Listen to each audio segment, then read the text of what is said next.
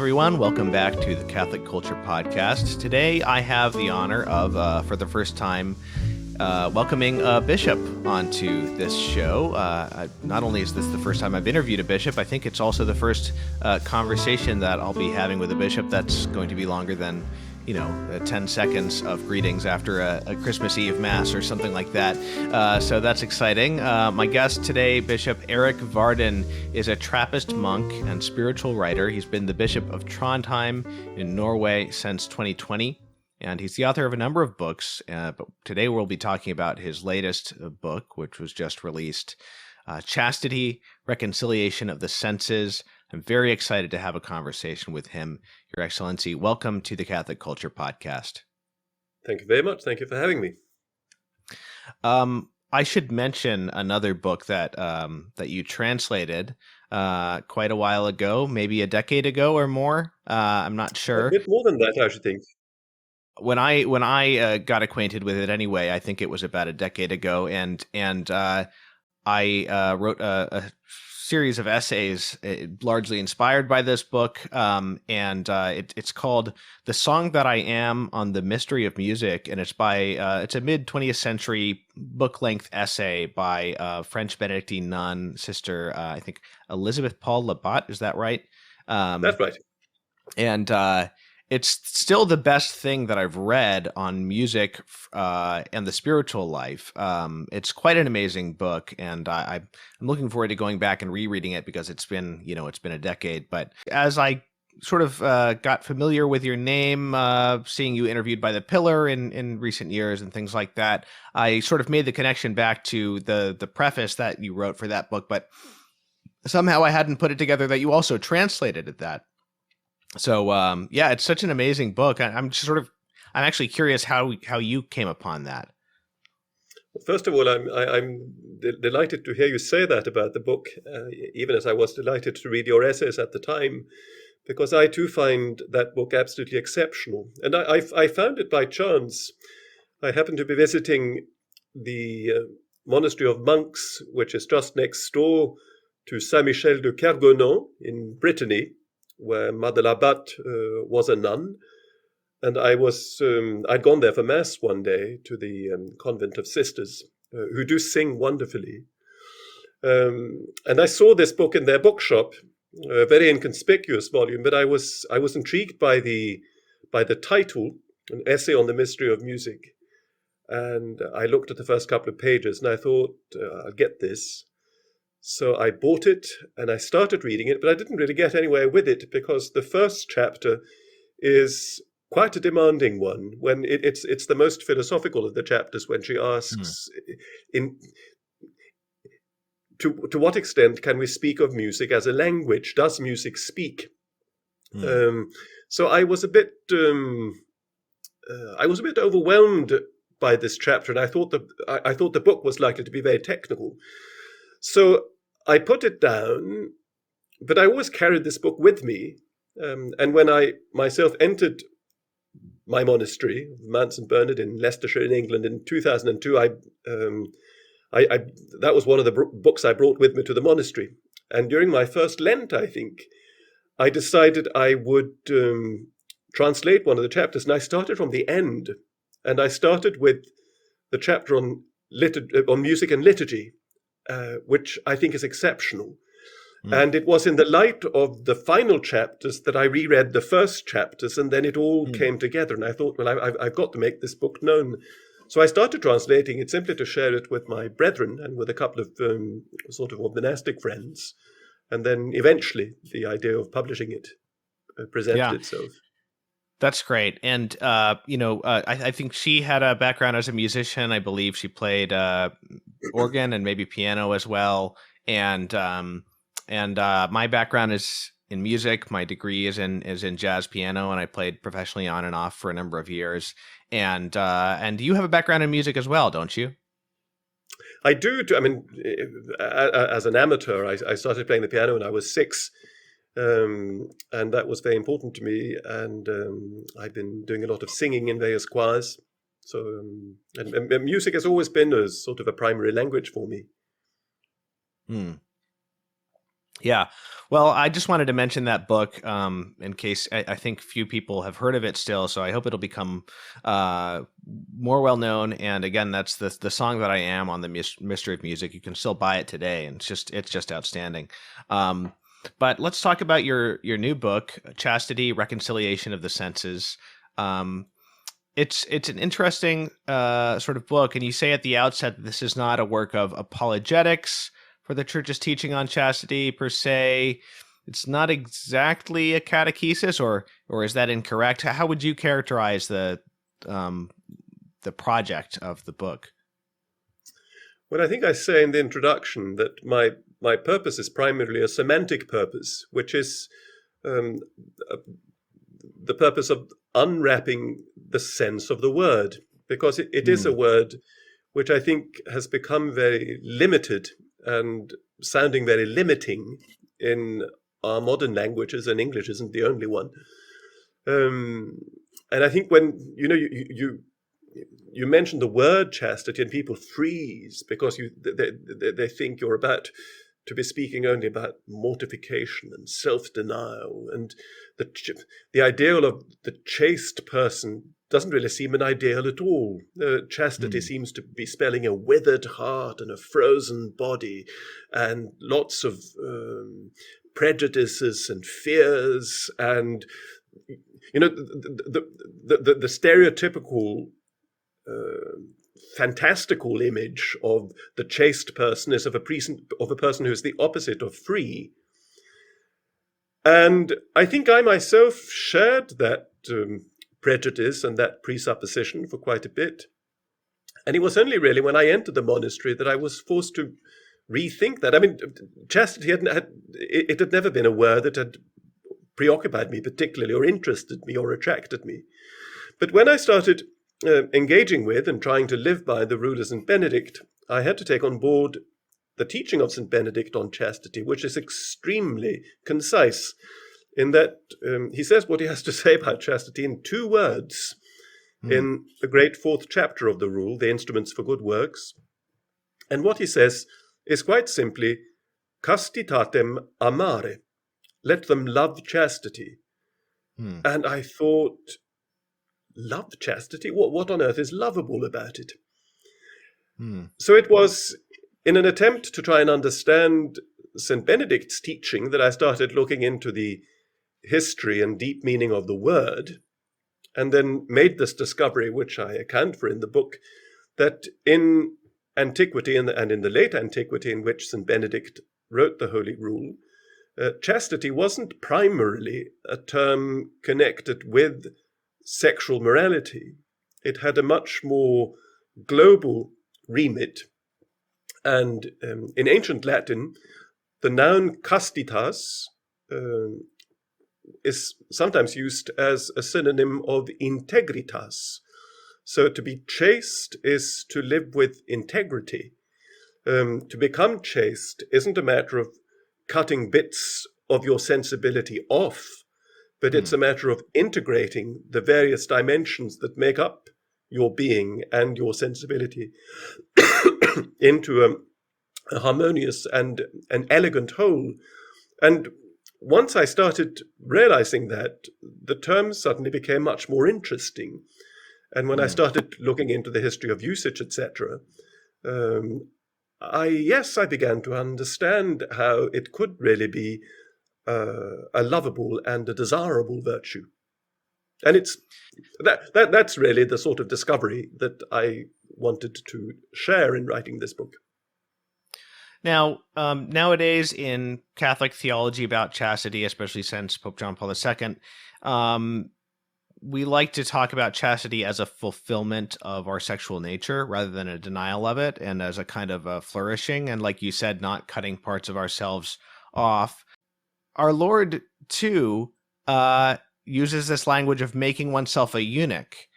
And I'm sort of curious as to why you think our Lord um, spoke about chastity and particularly celibacy, well, specifically celibacy, in that way, rather than talking about it in the more sort of the more sort of positive sense that we like to talk about it. Of course, it's for the kingdom of heaven, so there's the positive aspect that's stressed even in that saying. But I'm just sort of curious because to our ears, we like to stress the integrity of it and the wholeness of it more. So I'm just sort of curious as how you would sort of synthesize those aspects. Well, let's first of all clarify the terms, because it's very, very important to stress that chastity isn't the same as celibacy. And Yes. To live chastely is not is not a denial of sex. Right. The counsel to live chastely is a universal counsel that applies to everyone, whereas the call to celibacy is a very particular vocation which applies to some people and presupposes the grace which is implicit in a call. So it's obviously the two are linked, but they're two quite separate notions. Right. So what Christ talks about in the gospel is the celibate state, which is right. one way of, but it's possible to live the celibate state in a way which is unchaste, by which I don't necessarily mean that one doesn't keep one's promises, but if one remains, in a state of division or subjected to great tension, disintegrated tension, there is an ideal of chastity, of chaste integrity that hasn't yet come to fruition in the celibate life, right. Which is one of the reasons it can become a source of great frustration. As to why the Lord uses that term, I suppose, the Gospels are quite often exquisitely rhetorical. And I think one of the reasons for using that phrase about eunuchs would be precisely to wake people up to what, to make them sit up and think what this means. Right. And I should think he would have used that phrase particularly as indicating the choice of a state of life which does not have as its finality the generation of progeny, of having a biological posterity, but indicating the possibility of a different kind of posterity and a different kind of fruitfulness. But I should think it was a conscious use of words in order to wake up an audience, to make them think. And given that, we still feel mystified by that statement 2,000 years later, we can say that the strategy worked. Right.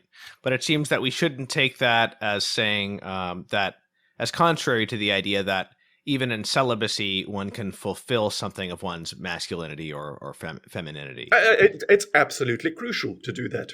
And it's, one doesn't stop being a man, one doesn't stop being a woman for being a celibate, on the contrary.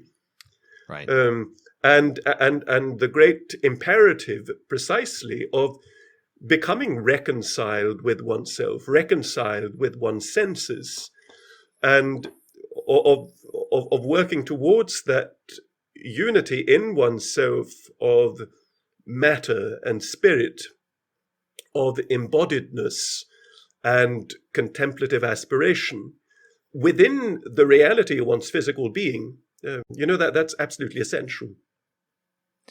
What are some of the dangers of having a purely negative view of chastity as simply avoiding sin or avoiding, some kind of pollution or something like that? Well, on the whole, wouldn't you say that counsels that are put before us as simply negative, without an intrinsic attraction, don't really mobilize our deepest energies? Something which is merely a prohibition is something we avoid, whereas the Christian life is an aspirational state of being. This is constantly evidenced in the gospel, this call precisely to freedom, to joy, to maturity, to communion. Christianity is an ideal to strive towards. It's not simply an account of pitfalls to avoid or to steer clear of. And so I think it's always crucial in the Christian life, and it's worth reflecting on, not least now as we're about to enter Advent, that the Christian life is an itinerary and it's a movement towards something and towards someone.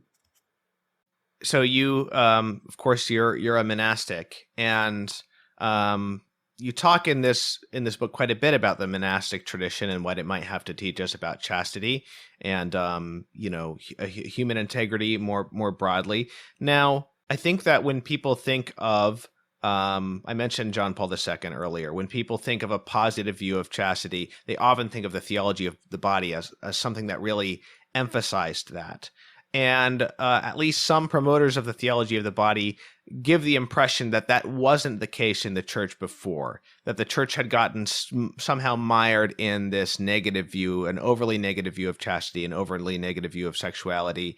And as someone, you're someone in this book, you draw on all kinds of sources from contemporary fiction and poetry to, the Desert Fathers, and you are very much steeped in the ancient monastic way of looking at things as well. So I wanted to ask, how accurate is that, and how much in the ancient sources do we find this more positive view of a kind of integrity?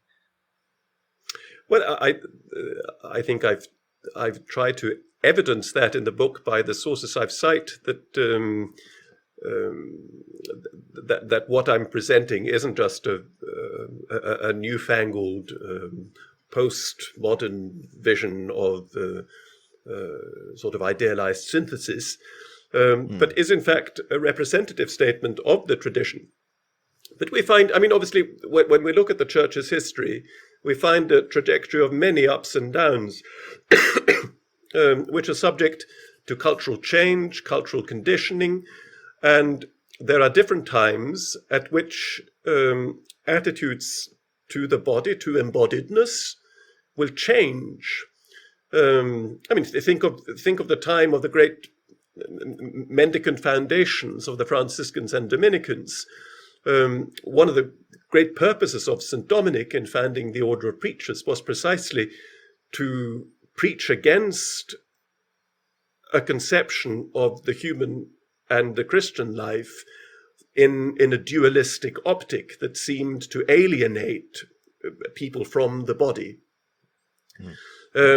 We find the same tendency evidenced in the 16th, early 17th century, when one had such an etherealized understanding of Christ the Lord, that one had, to some extent, and in some environments, because obviously one can never generalize, but one had almost lost the sense of the physical and the concrete reality of the incarnation, which is why that is so much to the fore in the great reforms of that time, like the Discalced Carmelite reform of St. Teresa of Avila. She was extremely consciously wanting to bring that back, a stress on the incarnation as being real and concrete.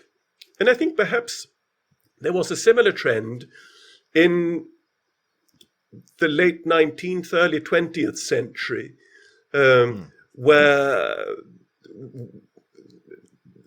different cultural trends had made us, at least in the Western world, a little bit prone to thinking of ourselves in dualistic terms. And so John Paul II, who had, his finger so much on the cultural pulse, saw the need to remedy that, and did that. It wasn't something he started doing when he was Pope. It was part of his teaching as a university professor, as a chaplain to students, and then as a bishop. And he has left us in that corpus of the theology of the body a tremendous legacy, which we still have in mind fully, and which is still not as well known as it deserves to be. Now, so I've brought up the Desert Fathers, and your book, especially in the final chapters, draws on them quite a bit. And what do the Desert Fathers have to teach us about chastity? The literature of the Desert Fathers comes to us in two forms. We have the lives of the fathers, which are mainly quite brief sketches of their vocation, of their ascetic struggle, and of their teaching. But primarily we have the sayings of the Desert Fathers, which are short snippets of conversations, mostly in dialogical form, where you have a young or a younger, inexperienced monk coming to an older, experienced monk, or a young, inexperienced nun to an older, experienced nuns, because we have we hear the voices of both men and women in this tradition, asking very concrete questions. And one of the interesting things about the sayings of the Desert Fathers is that it's entirely, it's remarkable in its frankness, its sincerity, and its want of complexes in stating difficulties in chastity, in talking about temptations, in talking about fantasies, in talking about even sort of obsessive thoughts. And the fathers and the mothers provide extremely cogent, experiential, and time-tried theological and spiritual advice, which is also advice that promotes human flourishing. So one of the great riches of this tradition is precisely that it deals very realistically with real issues. I found this again and again and again using these texts, to teach novices or to give talks to both secular and religious audiences, or sometimes in spiritual direction. And I've again and again found people being astonished at finding such forthrightness in such ancient texts, because we have a tendency to think that ancient texts are perforce solemn and remote and world-weary. Whereas here we have really the stuff of experience and very, very recognizable topics, problems, and still applicable good advice. Do you have a favorite saying or anecdote from the Desert Fathers bearing specifically on chastity? I think there is that that story which I cite in the book, which I think is a very important one, of a young man who has, he's left secular life, he's gone into the desert, he's begun his monastic apprenticeship, and he tries to pray, he tries to be serious, but he finds that he carries a lot of baggage, remembrance, and he finds that there are lustful thoughts that keep invading his prayers and keep invading his pious exercises, and they're a distraction to him, and they discourage him.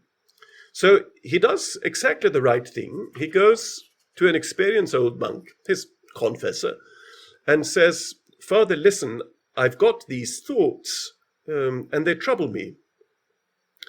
So he speaks his thoughts, and the old man is scandalized and responds with anger. And he says, "Listen, young man, if you have thoughts like that, if you let your prayers be contaminated by such distractions, you're not worthy of the monastic habit, and you're not worthy of this life. Out with you." So off this young fellow goes, discouraged, downhearted, thinking, "Oh, so it's true then that I am, on account of these things that inhabit me, good for nothing." So he resolves to, he hasn't got a choice really. He follows the advice he's been given in obedience and sets off back to the city. But fortunately, on his way back to the city, he meets another monk who is familiar to us from the corpus of the sayings, a monk called Apollos, who is graced with that capacity that the best and the most authentic of the fathers have, of being able to read in the hearts of others, of being able to see and sense what other people are going through. So he meets this young man on the road, sees that he is carrying a heavy load, and says, "Brother, what's wrong? What's weighing you down? I can see that you're carrying something heavy." And the young man, who's just been humiliated, hesitates, doesn't really particularly want to share this because he doesn't want to risk being humiliated again. But then Apollos wins his confidence, and the young man tells him what has happened, and Apollo says to him, "Listen, this is nothing to be discouraged and certainly no ground for hopelessness. Our way to purity goes through impurity, and we've got to deal with what we carry, and we've got to deal also with the temptations of the demons that are round about us trying to trip us up and to attack where we're most vulnerable." And he says, the only way of being victorious through this battle is to throw yourself upon the mercy of God and to do what you've just done, to open your heart in honesty to another. So don't be discouraged. There is hope for you. And, this is no reason to leave your vocation behind. Just wait for me here until tomorrow, and we'll see what can be done about this. And so the young man thinks that Apollos is trustworthy and decides to heed this advice he's been given. And then Apollos does something magnificent. He takes his staff, and then he goes to the cell of the first old monk, the confessor whom the young man had first gone to see. And he takes up position outside his cell, and he prays a very audacious prayer. And he says, "Almighty God, teach this foolish old man what the length of years has not taught him, and transfer my young brother's temptation on to this inexperienced old man, that he may learn humility and learn the extent of your grace." This prayer is heard, and the next thing that happens is that the other old man comes screaming out of his cell because he can't endure this strength of temptation even for 1 minute, and is about to abandon everything, even after decades in the desert, precisely in order to run back to the city. At which point, Apollos trips him up and says, "Listen, I'll tell you what's been going on." And he says, "Until this point, the devil, the enemy of mankind, has clearly not thought you worthy of temptation." It's a magnificent example of ascetic sarcasm. The implication being, you've been living such a mediocre life that you haven't really needed to be tried. But now, let this experience teach you what all these years you've wasted on living in mediocrity, namely that only the grace of God can heal our impurities and heal our wounds and lead us to integrity, to chastity and sanctity. So it's a parable. It's a parable of how it is possible to live even in a protected and a privileged environment without really coming to genuine self-knowledge. And it's a parable and a kind of a prophecy even of how no temptation is beyond the reach of healing grace, provided there is humility, sincerity, and genuine trust in God. Yeah, thank you for sharing that. It's such a beautiful story. In the literature of the fathers, we are constantly given examples of just the importance of remaining grounded in humility, of remaining grounded in a healthy distrust of self, of not giving in to the illusion that I've got it all settled. Right. Newman says something wonderful about this, sort of a provocative statement, which he once gave in a university sermon, when he says to be something like, to be safe is to be at risk. Once I think I've got it all sorted out, that I've got it all under my belt, that I'm beyond the reach of temptation of falling, that's exactly when I'm likely to trip.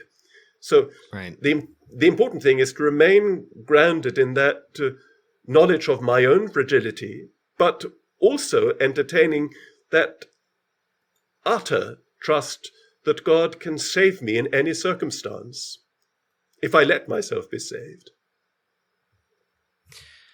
Early in the book, you talk about the importance of recognizing that our experience in this world is of a kind of an unnatural state, even though we can often call our normal experience natural because it's the only thing that we've known, and that this is the case too with regard to chastity, with regard to the integrity of soul and body. Does this imply that it's very helpful for us to frequently meditate on what things would have been like, insofar as we can understand this, in the Garden of Eden before the fall, but also in redeemed humanity in the heavenly kingdom? Are those do you see those as very useful things in understanding chastity, understanding the trajectory we should be headed on, as well as motivating ourselves? I think it's important simply to understand ourselves as human beings, and we have a tremendous wealth of Christian reflection precisely on the original vocation of man. We have, particularly in the West, become so focused and so fixed on the moment and the event of the fall, and of the introduction into human history of original sin, that we have tended to forget or suppress or fade out the state of grace and gloriousness that preceded it. Here, the fathers were much, much more nuanced, and we find tremendous reflections on this in Athanasius, in Ephraim the Syrian, in the Cappadocian Fathers, notably in Gregory of Nyssa, and in many, many, many, many others.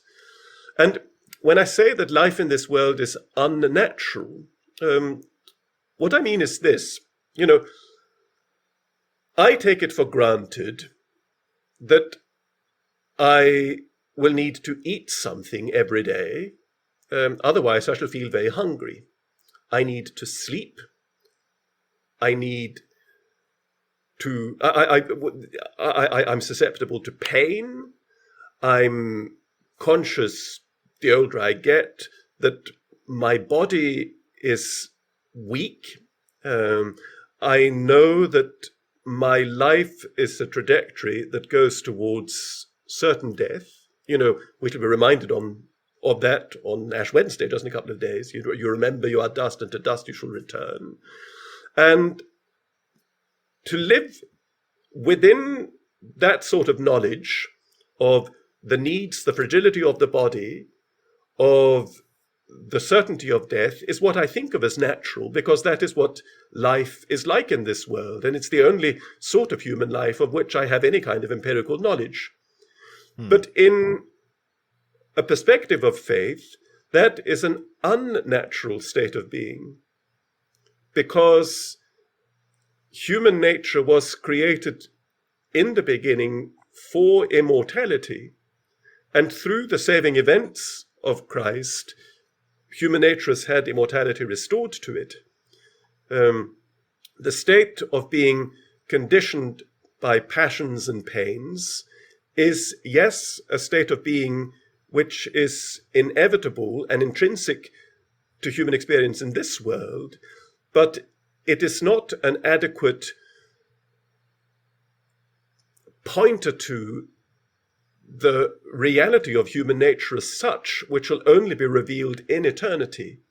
And that's the sort of thing I'm pointing towards, so that, yes, it is important to look both back and to look forward, and to remember the fact that St. Paul expands again and again in his letters, so full of mystical teachings, that we are now in our state of living in this world, being prepared for a great transformation, which is a great mystery, and that we are, as it were, in a novitiate for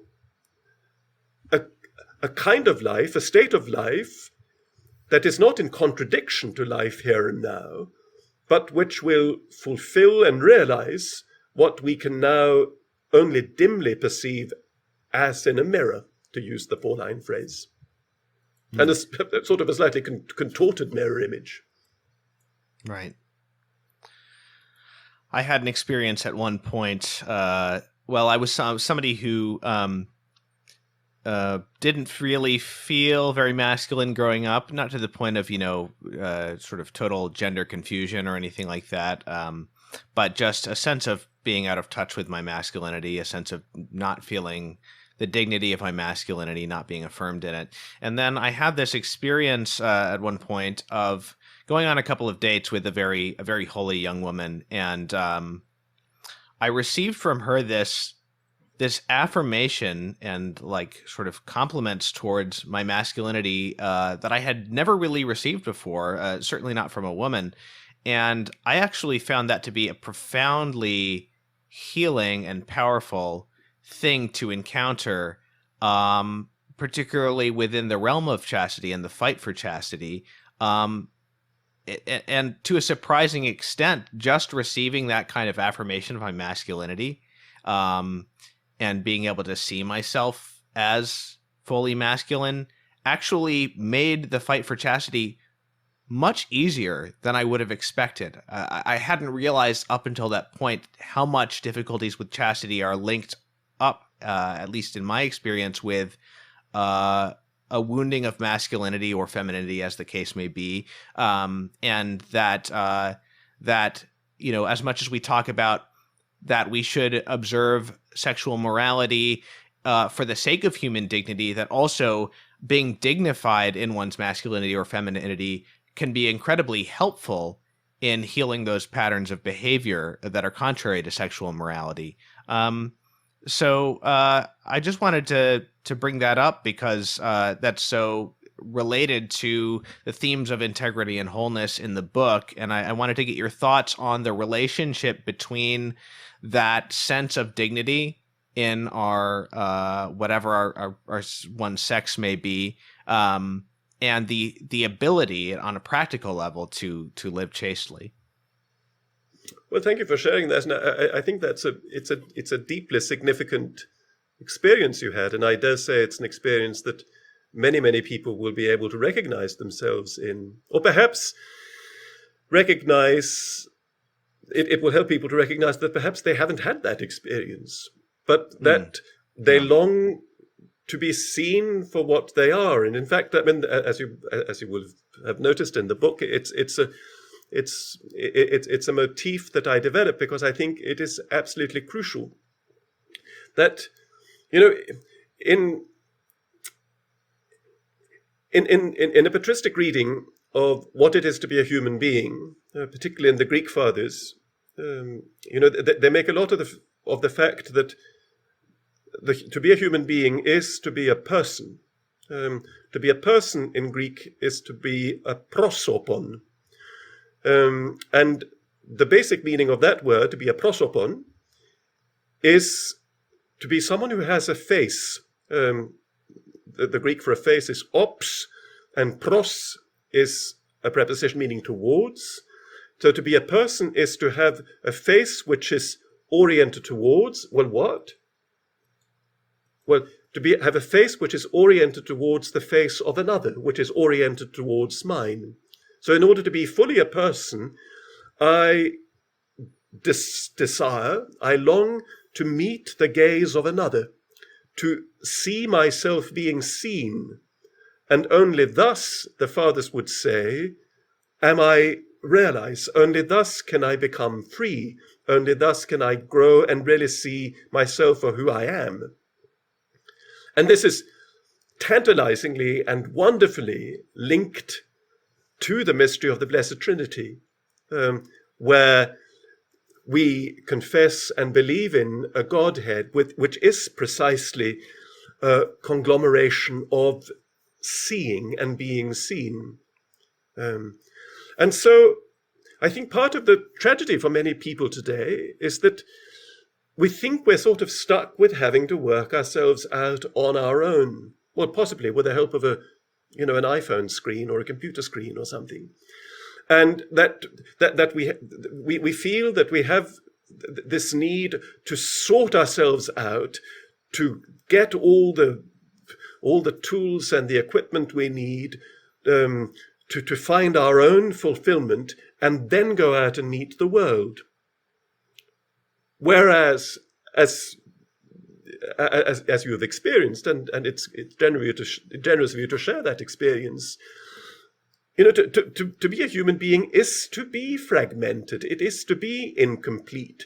And it's only when I dare to let myself be seen in my incompleteness, perhaps with my complexes, with my sense of lack and absence, and find myself seen by someone who recognizes not only what I am or what I have been, but who sees me for what I am able by the grace of God and simply the natural processes of growth, what I'm able to become. That's what gives me dignity and freedom and confidence. And I think we can also add joy, because there is a great joyfulness in being seen for what I am, and for recognizing in the gaze of another what I have it in me to become. And of course, in all of this, which we can, I think, recognize empirically in human relationships, in friendships, in intimate relationships, in all this, we have an image of what it is to be a child of God, living before the face of God.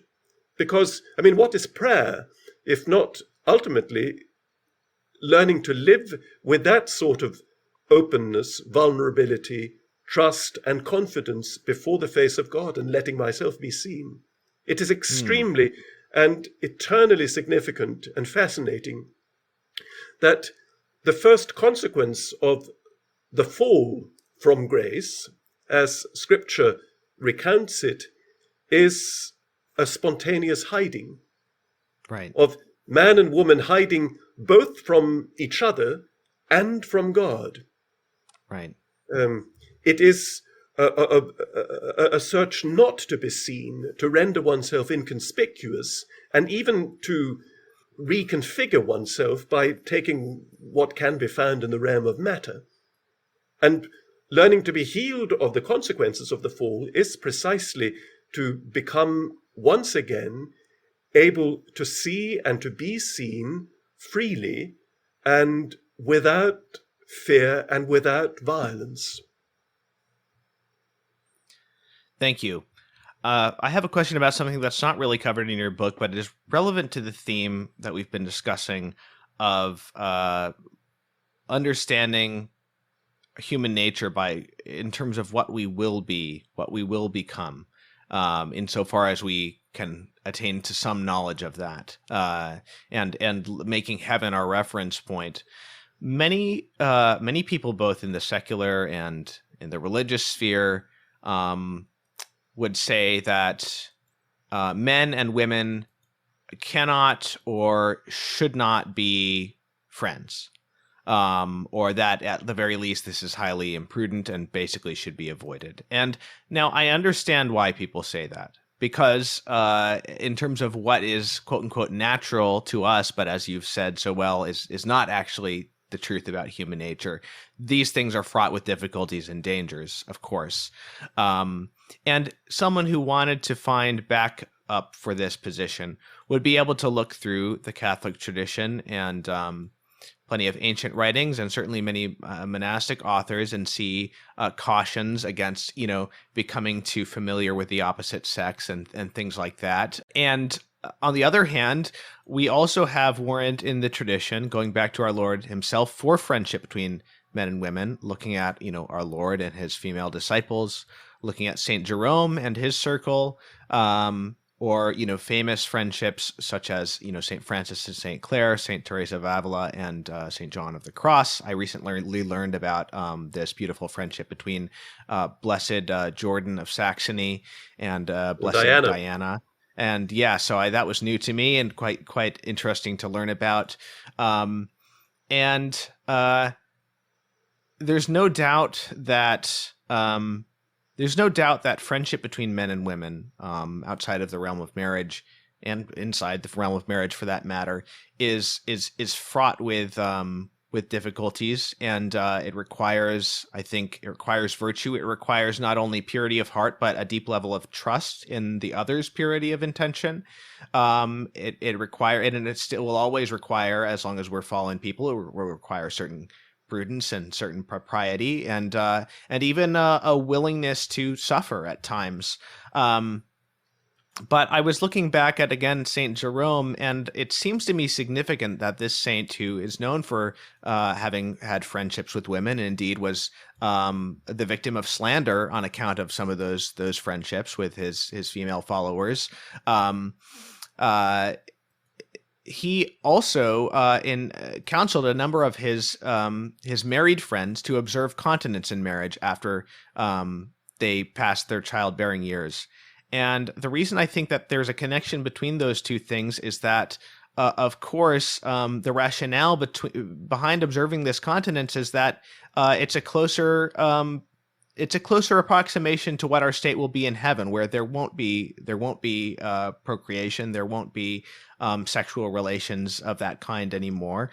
There won't be marrying or giving in marriage, and yet there will be this profound and deep intimacy and friendship between men and women in the kingdom of heaven. And so I think that it's important, it seems to me, to recognize that if we are looking at trying to approximate that more to the extent that it's possible for us as fallen human beings by the grace of God, that there is, at least, I don't begrudge anybody their own self-knowledge and their prudence and their knowledge of what they need to do to avoid sin or to avoid harmful emotional entanglements. But it seems to me that to deny in principle that men and women should be friends is to sort of sell ourselves short in seeking that purity that will exist in the kingdom of God, and that this is at least something that should be aspirational for virtue. And I just wonder what you think about that, if you agree with it, and what thoughts you have on that whole topic of a chaste friendship between men and women. Well, I think it's absolutely crucial, and I think the denial of it is preposterous. And the denial of it, I would say, is a concession to a concept of the relationship between man and woman, which is wholly conditioned by and sort of smothered by the fall. Yes. Where the other, where the way the book of Genesis tells this story, originally, before the fall, man and woman, Adam and Eve, look at one another and feel this tremendous exaltation of recognition, saying, yes, here she is, here he is. This is what I've been lacking. This is what I've been missing. Adam had everything. Paradise was there, had all the animals, everything, but there was this one thing lacking. And then when Eve stands before him, he says, yes, here she is at last. And that is, if you like, the prototype which we're called to reconquer. And that's where, to some extent, this goes back to our conversation earlier on about what is and isn't natural. We mustn't let ourselves be hampered by some of the wounds which seem to us perhaps intrinsic to our relationality here and now, but we must aspire by maturity and by growth in grace to grow beyond that and to recapture and regain that capacity of encountering and looking at the other with respect, with a sane and a graced curiosity, and also with that restraint and reverence. But the examples you refer to from the tradition are very good one, and one could easily extend the list. And I think that's one of the great conquests that I think and gains of our self-understanding in recent decades is that we have become very conscious of the fact that men and women perceive things differently, pick up signals differently. Obviously, one's got to be aware of, steer clear of stereotypes, but we see so clearly that there is a complementarity which is essential to what it is to be a human being. And if we deny ourselves access to that complementarity, well, we should be the poorer for it, and we may even risk developing a unilateral vision of the world and the universe and of ourselves, which is false. So I think, yes, absolutely, it is very important to cultivate that capacity for chaste and free and, in the absolute sense, fruitful complementarity in friendship between man and woman, and that is in fact a conquest of grace, and a joyful conquest. Yes.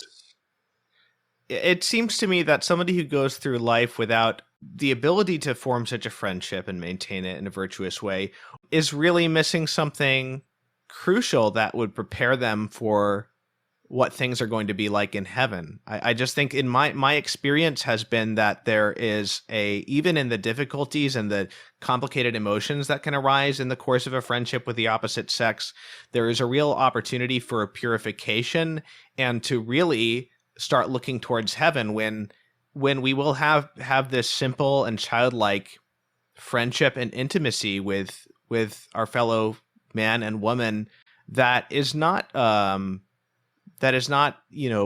borne down by the sufferings and the difficulties and complications that we experience in this this vale of tears due to some of the more intractable problems of fallen nature, but that those problems are not wholly intractable even in this life.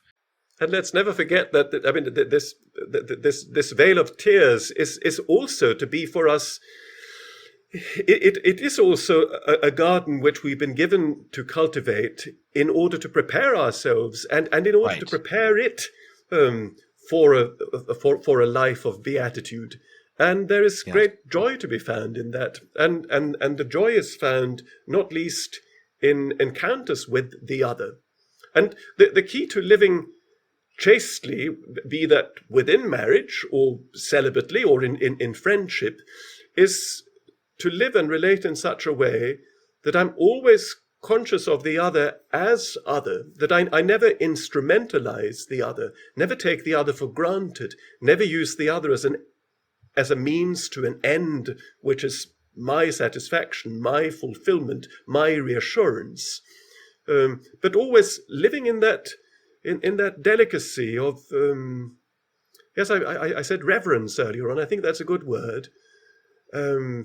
There's a word which St. Benedict uses a lot in the rule, and it's only through the years that I've recognized how important that word is. When he talks about fraternal relationships, he speaks about honoring the other. The brethren should honor one another. And I think that's a key to what it is like, to what we should try to live out in our human relationships as Christians. Precisely learning to see the other in such a way that I recognize in him or her someone honorable by virtue of being a human being, by virtue of being a child of God, by virtue of being a person graced and equipped with autonomy, with freedom, even though we can use our freedom badly, wrongly. And this brings us back to the sort of experience you recounted earlier on.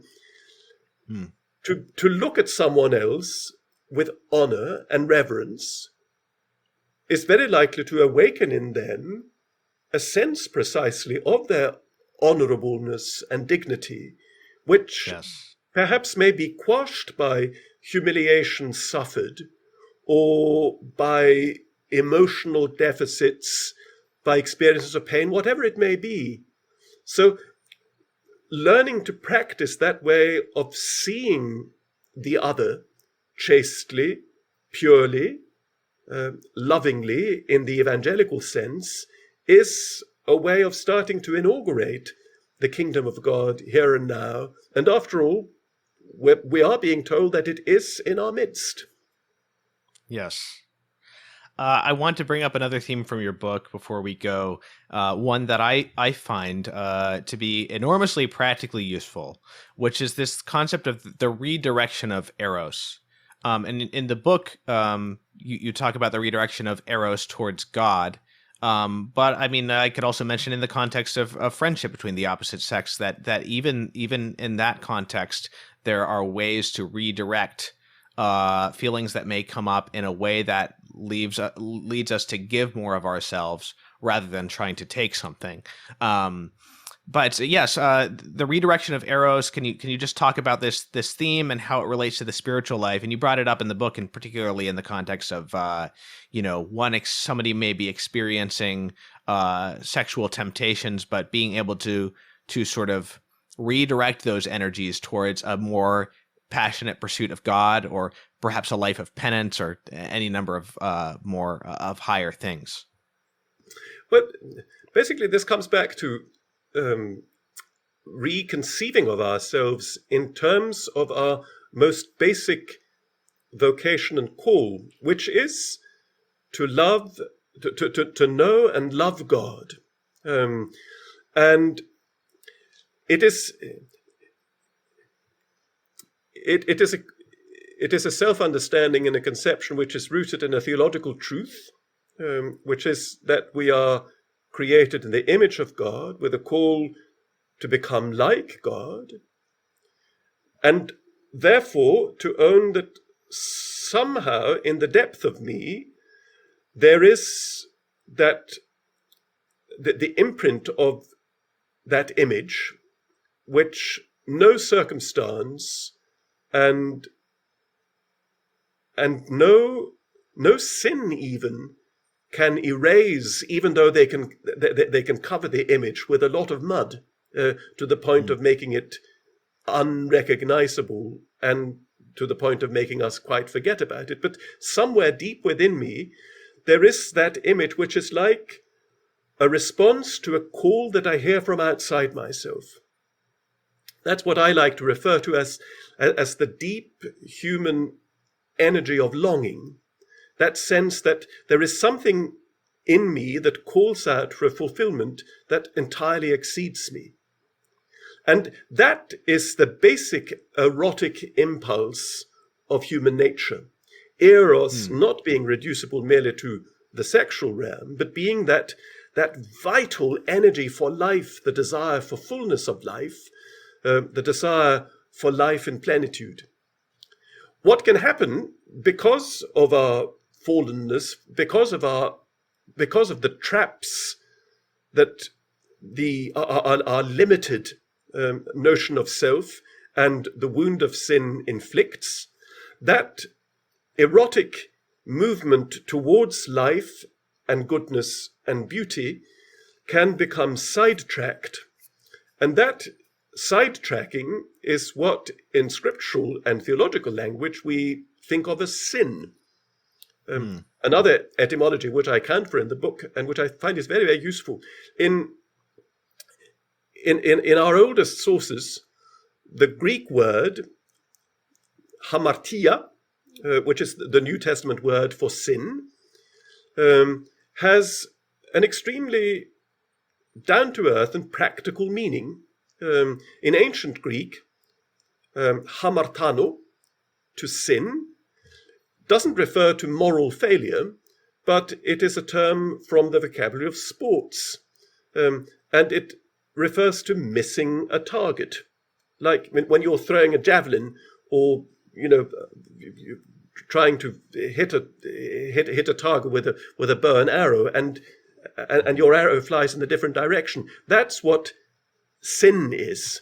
And with time, the same cluster of words came to indicate missing a road, missing the point, taking a wrong turn, etc. And that's why the key to conversion is to recognize that any erotic impulse, any impulse within myself, which is truly a longing for life, even if it has become attached to a wrongful, a lesser, perhaps an idealized, divinized goal, to something which I've made into a molten calf or into a false god, that energy is not in itself a diseased energy. It's simply an energy which has been funneled in the wrong direction, that needs to be reclaimed. Because I think an error which we can easily make is to think that, gosh, in order to get away from this thing which is perhaps, a compulsion, an obsession, an habitual sin, whatever, I just need to cut this thing off once and for all and be done with it. But that is, in fact, taking me into very, very dangerous territory, because the vital energy may in itself be good and wholesome. It's simply been channeled wrongly. And that's why the reorientation of eros is such a crucial part of the ascetic journey, which is a journey towards fulfillment and maturing and towards fullness of life. Because, it's so important to remember that what we're called to is life. And if I may just very quickly ask, how does that differ from the notion of sublimation of eros that you mentioned briefly in the book? I'm a bit skeptical of the notion of sublimation, because it can become so intellectual, whereas eros mostly manifests itself in our lives in terms that are, very embodied and very incarnate. So there's nothing wrong about the notion of sublimation as such, as long as I don't fall into the dualist temptation of making of embodied experience and the claims of my physical being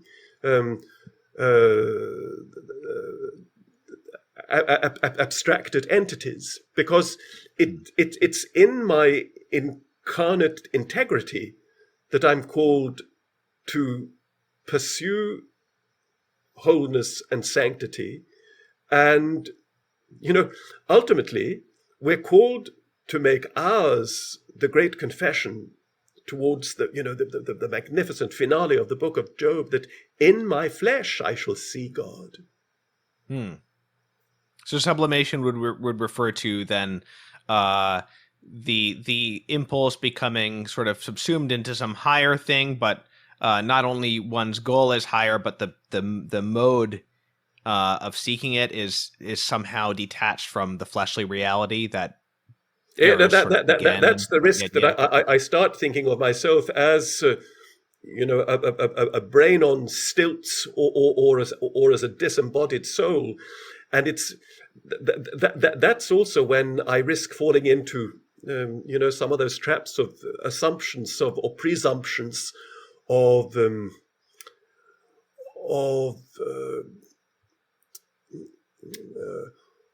having reached kind of a state of fulfillment, completeness, being outside the realm of risk, which is also a realm of possibility, and where I then am I'm in danger of really falling flat on my face.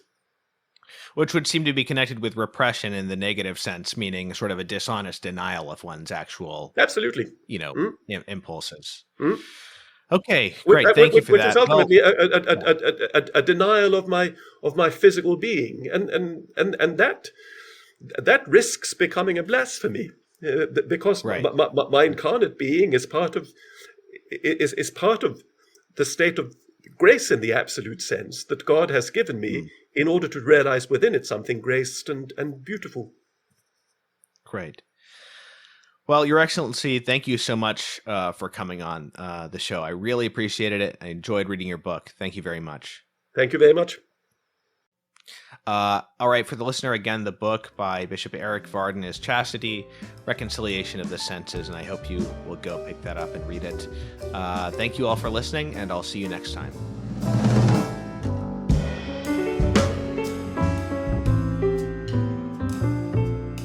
The Catholic Culture Podcast is a production of CatholicCulture.org.